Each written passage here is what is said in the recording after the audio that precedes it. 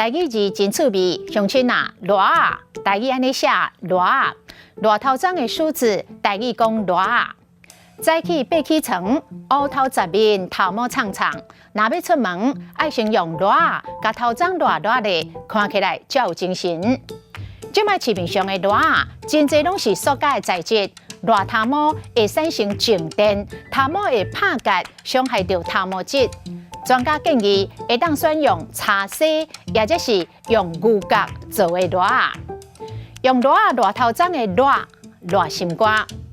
恁老爸互恁小弟气甲心脏病用要夹起来，赶紧甲热心肝。热毛擦柔的意思，若腹肚痛，会当甲腹肚烧烧热热的，会较爽快。热毛煽动的意思，恁免离啊西人，我互你袂热得。另外，互气毛糖热掉，嘛是用这字热。今仔日的台语字热啊，实在真趣味。